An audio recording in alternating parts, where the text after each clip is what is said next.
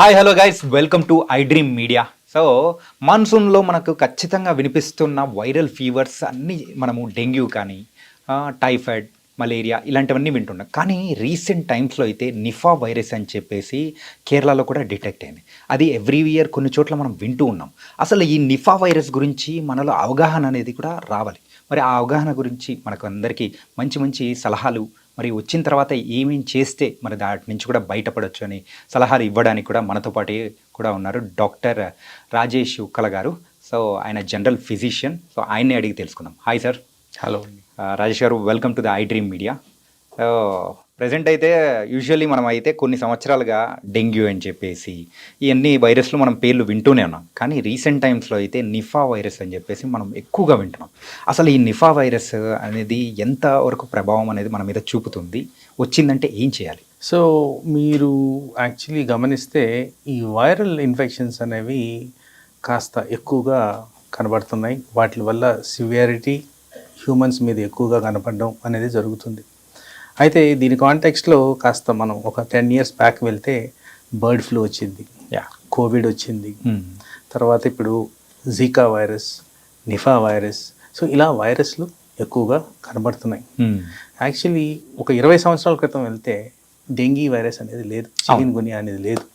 So ఈ virus అనేది బాగా రావడానికి కారణం నా ఉద్దేశంలో మన బాడీలో రోగనిరోధక శక్తి అనేది తగ్గిపోయిన దానివల్ల వస్తుందని నా అభిప్రాయం. అయితే పర్టికులర్గా నిఫా వైరస్ గురించి మాట్లాడితే, సో ఇది కూడా ఒక జునాటిక్ డిజీజ్. జునాటిక్ డిజీజ్ అంటే యానిమల్స్ ద్వారా వచ్చే డిజీజ్. అది అంటే ఆ వైరస్ యానిమల్స్లో ఫస్ట్ వచ్చి యానిమల్స్ నుంచి హ్యూమన్స్కి వచ్చేదానికి ఆస్కారం ఉంది. అదే తరుణంలో హ్యూమన్ టు హ్యూమన్ కూడా ట్రాన్స్మిట్ అయ్యేదానికి ఛాన్స్ ఉంది. సో ఈ జొనాటిక్ డిజీజ్ అన్నప్పుడు ఫస్ట్ ఇవి పందుల్లో కానీ బ్యాట్స్లో కానీ గమనించారు. సో ఈ వైరస్ ఎవరైతే వాటికి క్లోజ్గా ఉంటారో, అంటే బ్యాట్స్ కానీ పందులకు కానీ క్లోజ్గా ఉన్న వాళ్ళల్లో ఎక్కువగా వచ్చేదానికి ఆస్కారం ఉంది.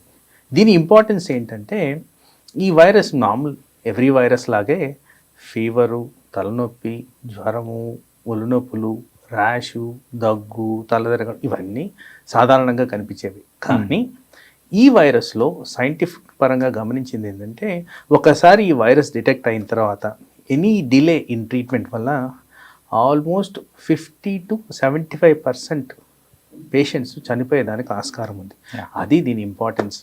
సో అందుకోసం దీన్ని డిటెక్ట్ చేయడం అనేది ఇంపార్టెంట్. సో సోర్స్ డిటెక్షన్ అనేది చూసుకోవాలి. ఎక్కడి నుంచి వచ్చింది ఇది, మనం ఏం చేస్తే వచ్చింది ఇది. ఎందుకంటే సాధారణంగా వైరస్లు అన్నింటిలో కూడా కోల్డ్, కాఫ్ ఇవన్నీ చాలా కామన్.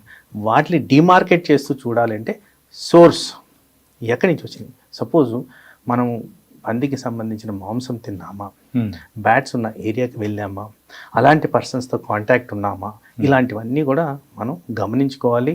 ట్రాకింగ్ ఆఫ్ ఈవెంట్స్ చాలా ఇంపార్టెంట్గా గమనించుకోవాలి. ఎందుకంటే అగైన్ దీని డిటెక్షన్ కూడా అంత ఈజీగా లేదు. అర్లీ డిటెక్షన్తో ప్రివెన్షన్ బెటర్ ఉందన్నారే కానీ ఒక్కసారి వచ్చిన తర్వాత దీన్ని ప్రివెంట్ చేయడం చాలా కష్టంగా గమనిస్తున్నారు. పర్టికులర్గా ఈ వైరస్ ఎప్పుడైతే హ్యూమన్లోకి సోకుద్దో ఎక్కువ శాతం రెస్పిరేటరీ ఫెయిల్యూర్ అంటే ఊపిరితిత్తుల సమస్య వచ్చేదానికి ఆస్కారం ఉంది. సో ఊపిరితిత్తుల సమస్య గురించి అనగానే చాలామంది ప్రజలకు ఒక ఐడియా ఉంటుంది, ఎందుకంటే కోవిడ్లో కూడా జరిగిన అంశం కూడా ఇదే. సో డ్రాప్లెట్ ఇన్ఫెక్షన్ ద్వారా కూడా ఈ వైరస్ వచ్చేదానికి ఆస్కారం ఉంది. కాబట్టి ఇలాంటి పరిమాణాలకు దారి తీయకుండా మనం ఫస్ట్ జాగ్రత్తలు తీసుకోవాల్సిన అవసరం ఉంది. అలాగే ఇది కాస్త తీవ్ర రూపం దాలిస్తే ఎక్కువ శాతం వైరస్ మన బాడీలోకి ఇండ్యూస్ అయితే బ్రెయిన్ ఎఫెక్ట్ చేస్తుంది. బ్రెయిన్లో ఎన్కెఫలైటిస్ అంటాం, అంటే మొత్తం బ్రెయిన్ అంతా వాపు వచ్చే పద్ధతి. ఇలాంటి పరిమాణాల్లో మార్టాలిటీ రేట్స్, అది చనిపోయే తత్వం చాలా ఎక్కువగా ఉంటుంది. సో సాధారణంగా ఎనీ వైరస్కి చేసిన మనము ప్రివెంటివ్ మెజర్స్, కోవిడ్ ద్వారా మనం నేర్చుకున్న మెజర్స్ కంపల్సరీ పాటించాలి. First and foremost avoid contact. ఎవరికైనా ఇన్ఫెక్షన్ ఉన్నప్పుడు దూరంగా ఉండండి. సో సోషల్ డిస్టెన్సింగ్ అని మనం కోవిడ్ టైంలో నేర్చుకున్నాం, అది మెయింటైన్ చేయండి. హ్యాండ్ శానిటైజేషన్ ప్రాపర్గా చేసుకోండి. ఫేస్ మాస్క్ ధరించండి. మీకు వేసుకోవాల్సిన వ్యాక్సిన్స్ ప్రకారం, అంటే సీజనల్గా డాక్టర్ని సలహాలు అడిగితే చెప్తారు ఏ వ్యాక్సిన్ మీకు సూటబుల్, ఏ వేసుకోవాలి అని. మీకున్న ఎగ్జిస్టింగ్ డిసీజెస్ ఏవైతే ఉంటాయో వాటి ద్వారా రోగనిరోధక శక్తిని పెంచుకునే విధంగా టార్గెట్స్ మెయింటైన్ చేయడం అనేది ఇంపార్టెంట్. ఇలాంటివన్నీ చేసిన దానివల్ల మనం ఈ నీపా వైరస్ బారి నుండి కాపాడుకోవచ్చు. సో నిఫా వైరస్ అయితే మీరు చెప్పినట్టు ఆ పందుల నుంచి కానీ బ్యాట్స్ నుంచి కానీ వ్యాప్తి చెందుతుందని చెప్పేసి అని అన్నారు. కానీ అది మనిషికి వచ్చిన తర్వాత మనిషి టు మనిషి అదే ట్రాన్స్ఫర్మేషన్ అనేది ఉంటుందా? ఆ డ్రాప్లెట్ ఇన్ఫెక్షన్ అంటే మనిషి టు మనిషి అంటే నేను వచ్చి దగ్గాను, Yeah. పక్కన మనిషి మీద ఆ వైరల్ కణాలు వెళ్ళేదానికి ఆస్కారం ఉంది. ఎందుకంటే రెస్పిరేటరీ సిస్టమ్ అంటే ఊపిరితిత్తుల ద్వారా ట్రాన్స్మిషన్ జరిగేదానికి ఆస్కారం ఉంది కాబట్టి దగ్గు ద్వారా వచ్చే ఛాన్సెస్ అనేది ఉంటుంది. అంటే దీని యొక్క సిమ్టమ్స్ కానీ ఎట్లా మనము డిటెక్ట్ చేయొచ్చు అంటారు? యూజువల్లీ అయితే డిటెక్షన్ అయితే ట్రేసింగ్ ఆఫ్ సోర్స్. ఎందుకంటే ఆల్ వైరల్ ఇన్ఫెక్షన్స్ లాగానే ఇది కూడా నార్మల్ సిమ్టమ్స్ చూపిస్తుంది. ఫ్లూ జ్వరంలో ఎలా ఉంటాయో అవే చూపిస్తుంది. కానీ ఈ ట్రేస్ ట్రాకింగ్ చేసామనుకోండి ఎక్కడి నుంచి వచ్చింది అనేది అక్కడ కొద్దిగా క్లూ దొరికేదానికి ఆస్కారం. దీంట్లో ఉన్న మోస్ట్ డిఫికల్టీ అదే. ఇది ఈజీగా తీసుకునే వైరస్ కాదు, ఫాస్ట్గా స్ప్రెడ్ అవుతుంది, ఈజీగా ఐసీయూ దగ్గరకు తీసుకెళ్ళిపోవడం, మార్టాలిటీ రావడం అంటే ఆ లెవెల్లో జరుగుతుంది. కాబట్టి దీన్ని డిటెక్షన్ చేసుకోవడం అనేది చాలా ఇంపార్టెంట్. ఓకే. అంటే ఇప్పుడు నార్మల్గా అయితే డెంగ్యూలో అయితే ప్లేట్లెట్స్ కౌంట్ అనేది తగ్గిపోతూ ఉంటుంది. కానీ మరి ఇలాంటి వైరస్ నిఫా వైరస్కి వచ్చేటప్పటికి మెదడు వ్యాపు కానీ మీరు అన్నట్టు అట్లా అనేది వస్తుందంటారు.